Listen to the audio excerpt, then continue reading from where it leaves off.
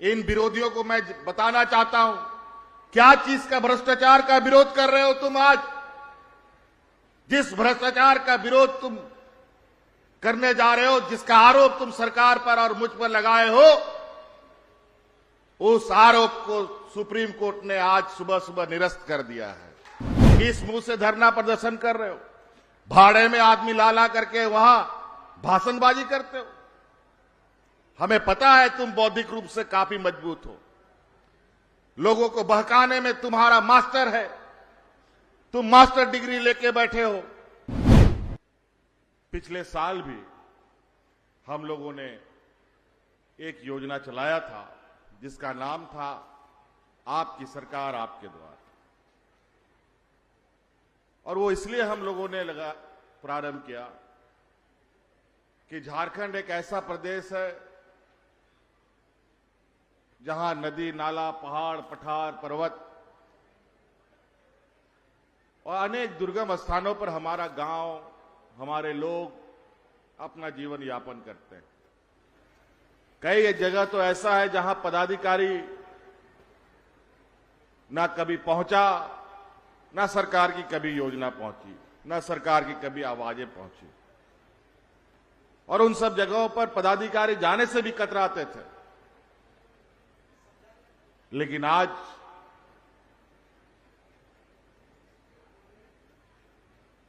बिल्कुल उस वक्त से जो आज का समय है बिल्कुल भिन्न है, और आज वही पदाधिकारी, वही कर्मचारी, कोई मोटरसाइकिल में, कोई ट्रैक्टर में, कोई गाड़ी में, कोई पैदल, उन सब जगहों पर जा जा करके आपके दरवाजा में शिविर लगाने का काम कर रहा है, आपके प्रखंडों में शिविर लगाने का काम कर रहा है।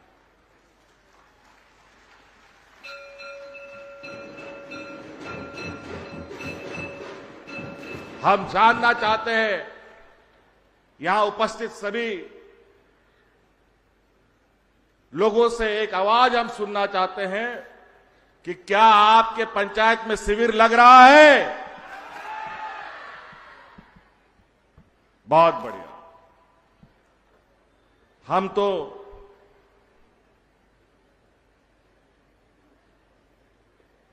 कुछ कुछ जिलों में जाकर ये कार्यक्रम कैसा चल रहा है, हमारे कर्मचारी कार्य कर रहे हैं कि नहीं कर रहे हैं, इसका अवलोकन करने आए हैं। और जो उत्साह और जो परिणाम उसके आ रहे हैं, वो कहीं ना कहीं ऐसा लगता है कि जो विपक्षियों ने 20 साल चलाए हैं इस राज्य को, उसमें ना कभी गांव में, ना किसानों को, ना मजदूरों को, ना बूढ़ा बुजुर्गों को, ना हमारे छात्र छात्राओं के प्रति उनकी कोई संवेदनाएं रही। और वही वजह है कि जब हम लोग पिछला साल ये शिविर लगाए थे तो 35 लाख से अधिक आवेदन हमको प्राप्त हुआ था, और 35 लाख में 29 लाख तो ऑन द स्पॉट उन सब आवेदनों का समस्या का समाधान हमने किया था। और आज उसी कार्यक्रम से प्रेरणा लेते हुए हम लोगों ने पुनः एक नई योजना, जो आपके लिए सरकार बनाती है लेकिन आप तक नहीं पहुंचता था। पूर्व में 20 सालों में हमारे विरोधियों ने आपकी योजनाओं को कागज में ही खत्म करके अपना जेब भरने का काम किया, और भ्रष्टाचार इतने हुए कि आज उस भ्रष्टाचार का टिगरा आज इस सरकार पर फोड़ने का प्रयास हो रहा है। इसलिए इस बार इस योजना का नाम ही हमने रखा है आपका योजना, आपकी सरकार और आपके द्वार। और सरकार जो आपके लिए योजना बनाती है उसका गठरी बांध बांध करके सभी पदाधिकारी आपके दरवाजे दरवाजे घूम रहे हैं, ताकि आप उसका लाभ ले सकें। और हमने इस बार जो योजना हम लोगों ने बनाई है उस योजना में मुख्य बात यह है कि हम आज ग्रामीण अर्थव्यवस्था को मजबूत करना चाहते हैं। हमारे ग्रामीण क्षेत्र में रहने वाले लोग पैरों पर कैसे खड़ा हो, यह हमारा मुख्य उद्देश्य है। हमारा यह मानना है कि अगर गांव मजबूत होगा तभी राज्य मजबूत हो सकता है, तभी शहर मजबूत हो सकता है। गांव इस राज्य का नींव है, इस राज्य का जड़ है। अगर जड़ ही मजबूत नहीं होगा तो पेड़ कभी मजबूत नहीं खड़ा हो सकता।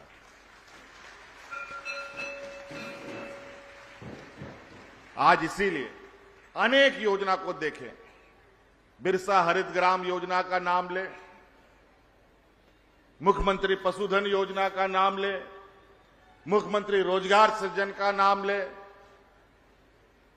फूलो झानो आशीर्वाद योजना नाम ले, सावित्री भाई फूले किशोरी समृद्धि योजना का नाम ले।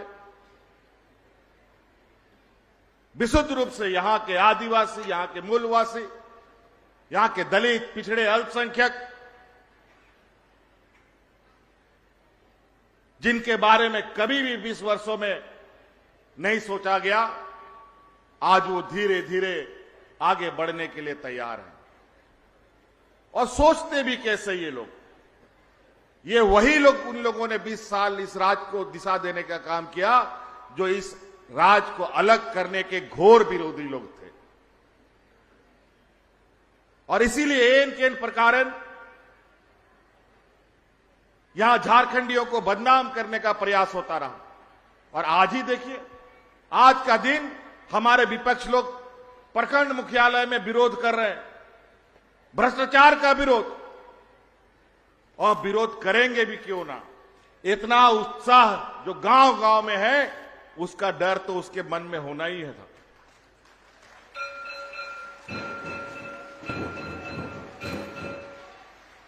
और तो और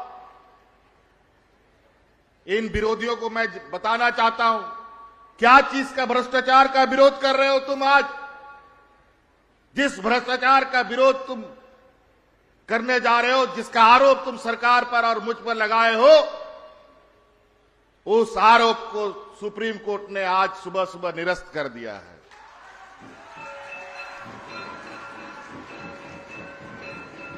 किस मुंह से धरना प्रदर्शन कर रहे हो? भाड़े में आदमी ला ला करके वहां भाषणबाजी करते हो। हमें पता है तुम बौद्धिक रूप से काफी मजबूत हो, लोगों को बहकाने में तुम्हारा मास्टर है, तुम मास्टर डिग्री लेके बैठे हो, लोगों को लड़वाने का तुम्हारे पास मजबूत फार्मूला है, सामाजिक तनाव बनाने का तुम्हारे पास मजबूत प्लान बना रहता है, लोगों के बीच में द्वेष फैलाने का तुम्हारे पास अनेकों हथकंडे हैं। आज किस मुंह से धरना प्रदर्शन कर रहे हैं?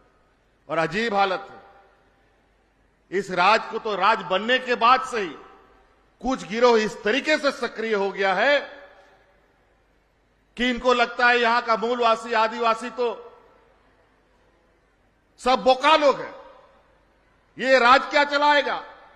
पहले भी इन लोगों ने ऐसे ही ताना कसा था, जब आदरणीय दिसोम गुरु जी ने इस बात को कहा कि इस राज को अलग करके ही हम अपना दम लेंगे, तो ये विपक्ष बोलता था ये मजिया लोग राज लेगा, ये लोग तो हड़िया पी के पेड़ के नीचे पड़ा रहेगा।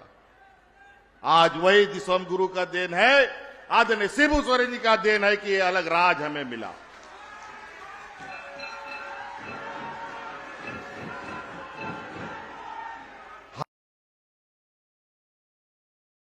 हमें क्या पता था कि राज मिल जाएगा, लगा कि राज मिल जाने के बाद यहां का मूलवासी, आदिवासियों का विकास होगा। राजनीतिक समझ में नहीं आया लोगों को, लेकिन हमारे विरोधी काफी चतुराई के साथ अपना विधायक की संख्या बढ़ाकर इस राज में 20 साल तक राज किया और 20 साल तक इस राज को खोखला बना के रख दिया। और हमेशा ये लोगों ने तंज कसना शुरू किया कि यहां का आदिवासी, यहां का मूलवासी झारखंड चला नहीं सकता, सरकार नहीं चला सकता। और आज 3 साल के ये सरकार के कार्यकाल में झारखंड नहीं, झारखंड का नाम पूरे देश में लिया जाता है, चाहे वो कोरोना का लड़ाई हो, चाहे आज ग्रामीण क्षेत्र के विकास की बात हो।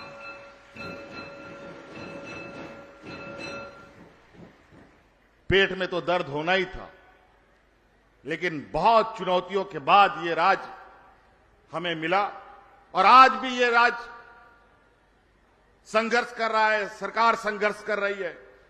अनेक चुनौतियों का चौतरफा हमला इन लोगों ने भेड़ियों की तरह कर रखा है। अपने संवैधानिक संस्थाओं का दुरुपयोग लगातार जारी है।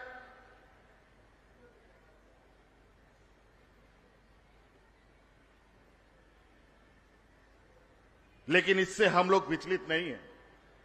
इतने षड्यंत्र के बावजूद आज आपके सामने हम खड़े हैं।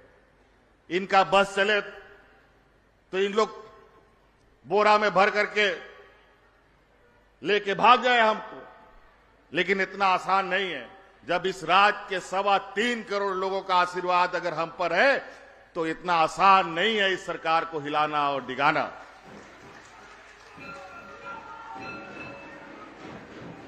आज आपके आशीर्वाद से इस राज्य में जो काम हो रहे हैं, ये राज्य देश का पहला कई योजनाओं में ऐसा शुमार हुआ है जो आज देश में इसकी तारीफ हो रही है। कभी आप लोगों ने सुना है और कभी आप लोगों ने सोचा था कि हमारा यहां का आदिवासी, दलित, पिछड़ा, अल्पसंख्यक का बेटा विदेश में हम पढ़ा सकते? कभी कोई नहीं सोच पाया। यह परिकल्पना ही दूर हो गया था कि यहां का आदिवासी, दलित, पिछड़ा, अल्पसंख्यक बाहर में हम अपना बाल बच्चों को उच्च शिक्षा प्रदान करा पाएंगे। लेकिन सरकार ने यह कानून बनाया कि अब यहां का आदिवासी, दलित, पिछड़ों का बच्चा विदेश में पढ़ेगा और उसका पूरा खर्चा सरकार उठाएगी।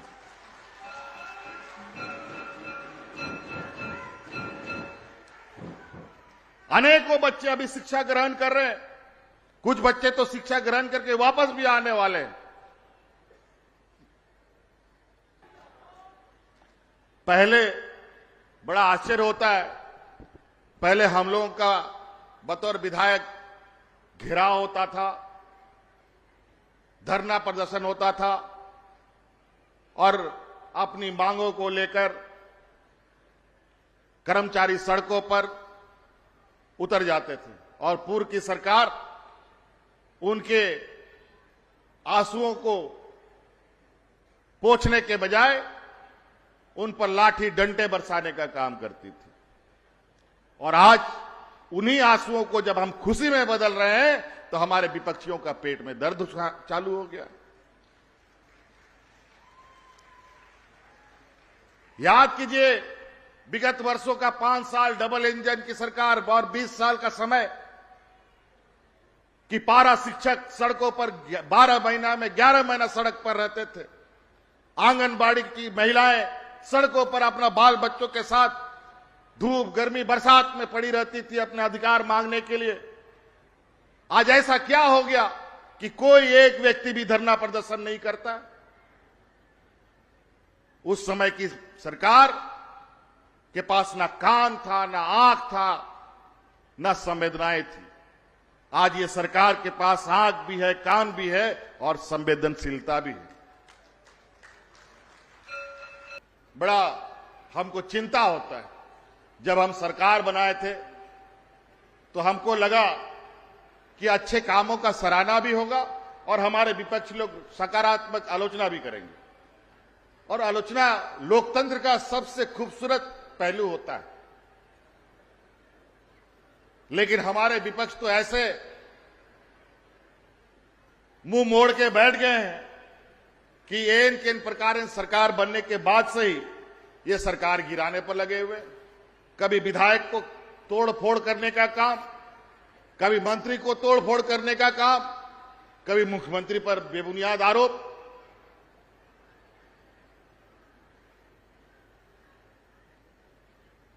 अजीबोगरीब स्थिति है। आज जब इनको लगा कि एक झारखंडी भी, एक आदिवासी नौजवान भी इस राज्य को बेहतर दिशा दे सकता है, तो ये लगातार दिन रात इनको नींद नहीं आता है। बेचारा वो कर क्या सकते हैं? इनके पास राजनीतिक जनाधार तो खो चुके, अब वो दिन दूर नहीं, अगला चुनाव में इनको झंडा ढोने वाला आदमी नहीं मिलेगा।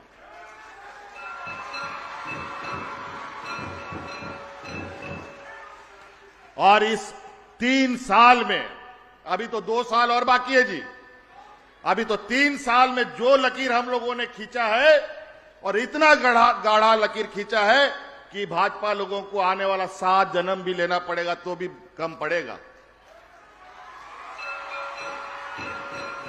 तो भी वो हमारा इस लकीर को पार नहीं कर सकते। 2 साल में तो क्या होगा भगवान जाने। उसके बाद तो ये लोग यहां पर रहेंगे कि नहीं रहेंगे, ये भी चिंता का विषय हो जाएगा। बड़ा ही दुर्भाग्य है, बड़ा सुयोजनाबद्ध तरीके से इन लोगों ने गिरोह बनाया है। यहां न्यायालय में इन लोगों ने पीआईएल करने का एक गिरोह बनाया, और जो हमें जानकारी मिली है, ना बिहार में, ना बंगाल में, ना उड़ीसा में, ना किसी भी राज्य में इतना पीआईएल नहीं होता है जितना यहां होता है, राज बनने के बाद से ही। और हमें यह भी जानकारी मिली है, वो पीआईएल करने वाले गिरोह पीआईएल करने के पहले सौदा करने के लिए निकलते हैं। अगर सौदा हो गया तो पीआईएल नहीं हो गया, सौदा नहीं होगा तो पीआईएल हो जाता है।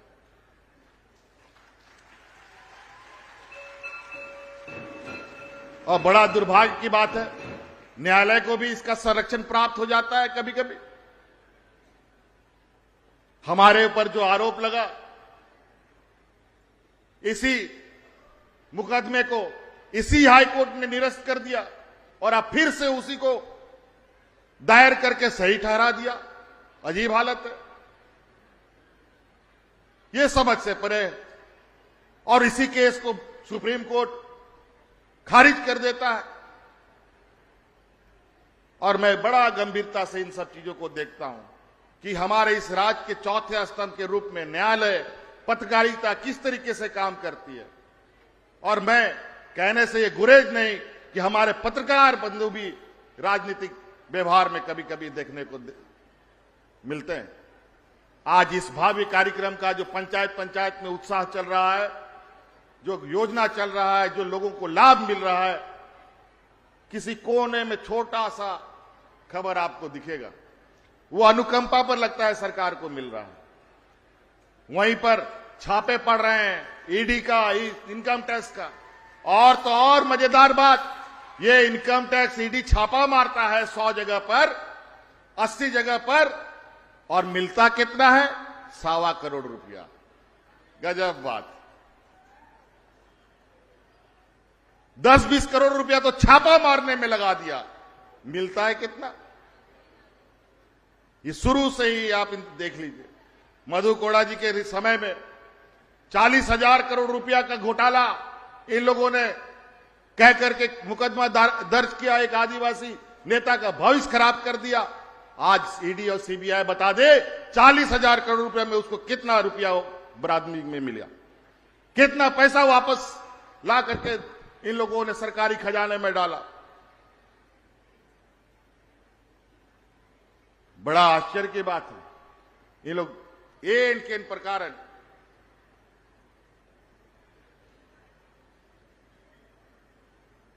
और बड़ा बौद्धिक मार भी, क्योंकि हमारे लोग इतना पढ़ा लिखा लोग नहीं है। अगर कोई पढ़ा लिखा भी है लेकिन उन लोग इससे चतुर चालाक नहीं है।